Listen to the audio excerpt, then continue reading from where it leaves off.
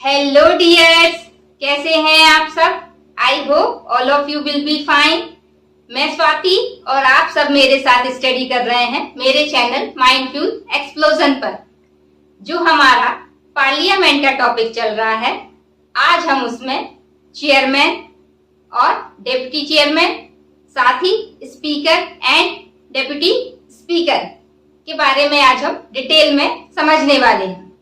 But video को start करने से पहले आप वीडियो को लाइक कर दें और चैनल को सब्सक्राइब कर लें।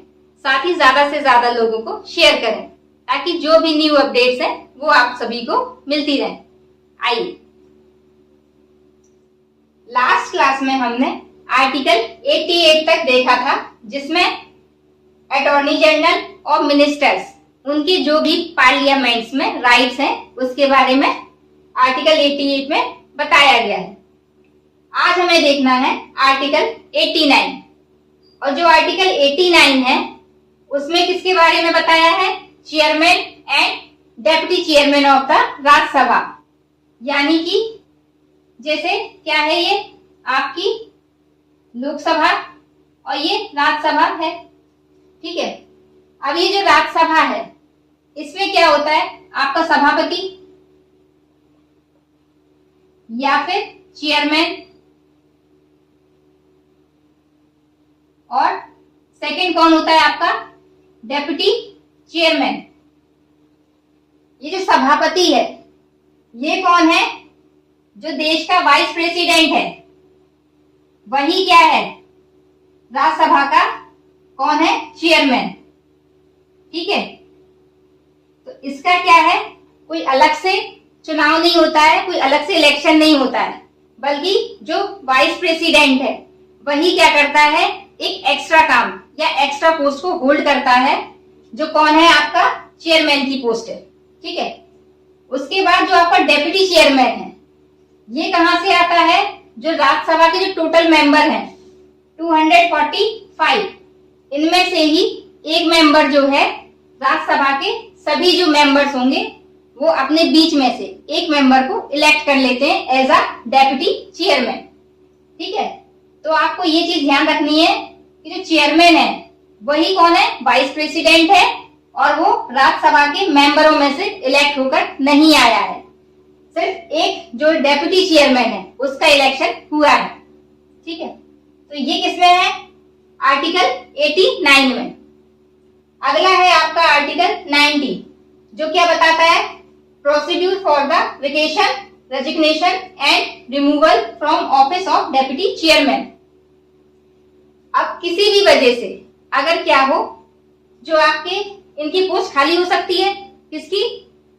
चेयरमैन की और डेप्यूटी चेयरमैन की। कैसे हो सकती है? मान लो जो प्रेसिडेंट है वो किसी वजह से अपने पोस्ट पे काम नहीं कर पा रहा है, चला गया कहीं पे, छुट्टी पे है, या उसने अपना रेजिग्नेशन दे दिया, तो क्या होगा? तो ये पोस्ट जो वैकेंट है तो वहां पे कौन काम करेगा? Vice president. ये कहां आ जाएगा? प्रेसिडेंट की जगह। और जो प्रेसिडेंट और जो वाइस प्रेसिडेंट की जो जगह खाली है यहां पर कौन आएगा? आपका डेप्यूटी चेयरमैन।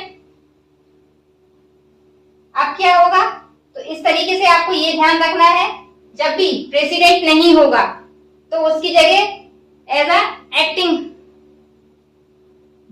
तो आपको ये ध्यान रखना है जब भी प्रेसिडेंट नहीं होगा तब प्रेसिडेंट की जगह थोड़े समय के लिए।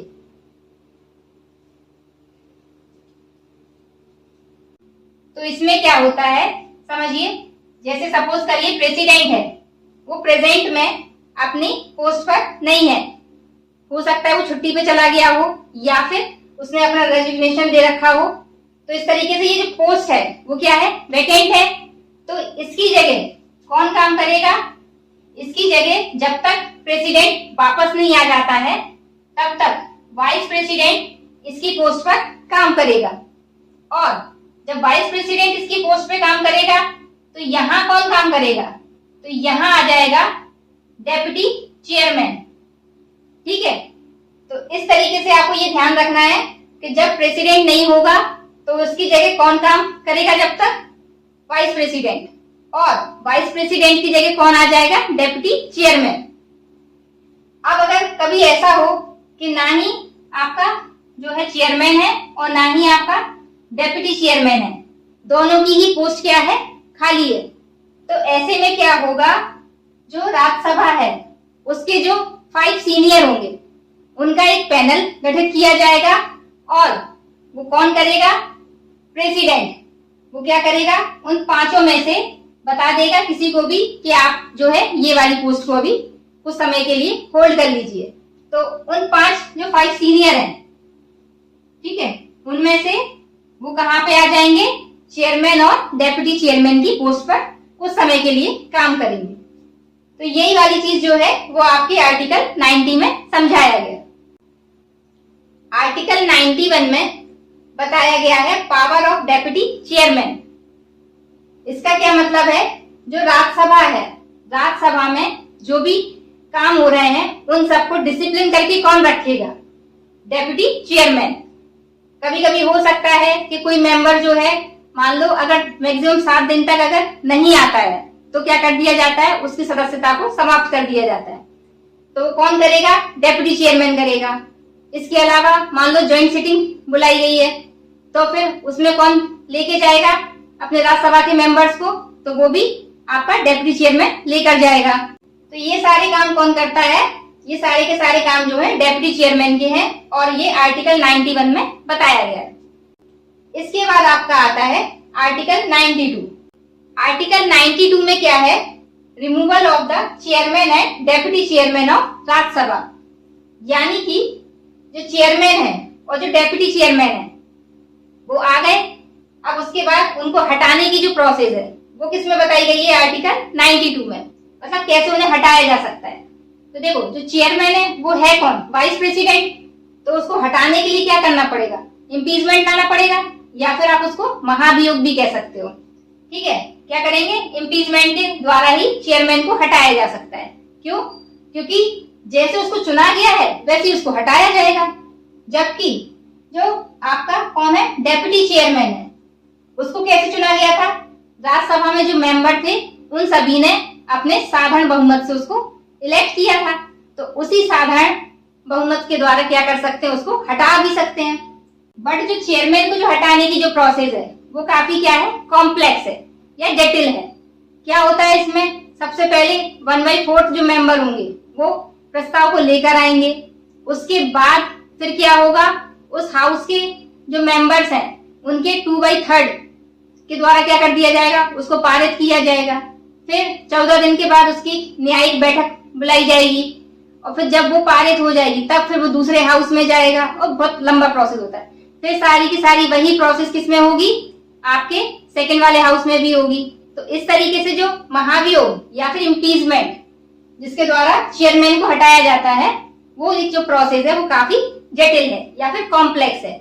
जबकि जो डेप्यूटी चेयरमैन है उसको हटाने की जो प्रोसेस है वो आपकी साधारण बहुमत से आप हटा सकते हो। ठीक है, तो ये क्या है, आपने आर्टिकल 92 में चेयरमैन और डेप्यूटी चेयरमैन को रिमूव करने की जो प्रोसेस है वो आपके आर्टिकल 92 में है। इसके बाद आपका आता है आर्टिकल 93, जिसमें क्या है, स्पीकर एंड डेप्यूटी स्पीकर के बारे में किसमें बताया गया है, आर्टिकल 93 में। अब ये जैसे आपके राज्यसभा में चेयरमैन एंड डेप्यूटी चेयरमैन होते हैं, वैसे ही आपके लोकसभा में स्पीकर और डेप्यूटी स्पीकर होता है। बट डिफरेंस क्या है इनमें, जो चेयरमैन होता है वो क्या होता, राज्यसभा के मेंबर्स में से नहीं होता, लेकिन जो स्पीकर और जो डेप्यूटी स्पीकर है ये दोनों ही क्या है, लोकसभा के मेंबर्स में से ही चुने जाते हैं। ठीक है, तो आपको ये डिफरेंस ध्यान रखना है। अब ये जो स्पीकर है और डेप्यूटी स्पीकर है ये आते कैसे हैं, तो क्या होगा, जब आपकी लोकसभा आएगी नई, तो जो प्रेसिडेंट है वो क्या करेगा, अब भाई इतने सारे लोग हैं, कितने 545 होते थे, अब 43 हो गए, तो उतने सारे मेंबर्स को अगर वो शपथ दिलाएगा तो वो तो थक जाएगा। तो वो क्या करता है, जो इसमें सीनियर मेंबर होता है उसको एक प्रोटम स्पीकर का स्पीकर की पोस्ट दे देता है, ठीक है, और कह देता है कि तुम सारे मेंबर्स को क्या करो, शपथ वगैरह दिला दो, ठीक है। अब ये प्रोटेम स्पीकर क्या करेगा, जब तक स्पीकर और डेप्यूटी स्पीकर नहीं चुन लिए जाते हैं तब तक क्या करेगा, ये पूरे हाउस को संभालेगा। फिर क्या होता है, जो लोकसभा के जितने भी मेंबर हैं वो क्या करेंगे, स्पीकर के लिए कोई नाम सजेस्ट कर देंगे और उसी समय विपक्ष से भी क्या किया जाएगा, पूछा जाएगा कोई नाम सजेस्ट करने के लिए, तो वो भी अपना नाम सजेस्ट करेंगे और फिर दोनों के बीच वोटिंग होगी, तो जिसको ज्यादा वोट मिलेंगे वो क्या बन जाएगा, स्पीकर, ठीक है। और फिर जो प्रोटेम स्पीकर है वो क्या करेगा, जो नया स्पीकर चुना गया है उसको बुलाएगा और जिस कुर्सी पे वो बैठा है उस कुर्सी को क्या कर देगा, छोड़ देगा और बोलेगा आप बैठिए, और वो साइड से चला जाएगा। तो जो प्रोटेम स्पीकर है उसका काम सिर्फ तब तक रहता है जब तक स्पीकर और डेप्यूटी स्पीकर को ना चुन लिया जाए। और फिर क्या होगा, ये जो स्पीकर होगा और डेप्यूटी स्पीकर होता है, इनको क्या करते हैं, ये दोनों शपथ नहीं लेते, क्योंकि इनको तो पहले ही शपथ दिला दी जाती है, तो ये शपथ नहीं लेते हैं। और क्या करेंगे, सारे मेंबर्स को शपथ दिलाई जाएगी और इस तरीके से जो है आपकी लोकसभा जो है वो गठित हो जाती है। तो इस तरीके से हमने आपके चेयरमैन, डेप्यूटी चेयरमैन और स्पीकर एंड डेप्यूटी स्पीकर के बारे में आज देखा, और इसके आगे जो भी है वो हम नेक्स्ट क्लास में कंटिन्यू करेंगे। अगर आपको वीडियो अच्छा लगा हो तो वीडियो को लाइक कर दें और चैनल को सब्सक्राइब कर दें।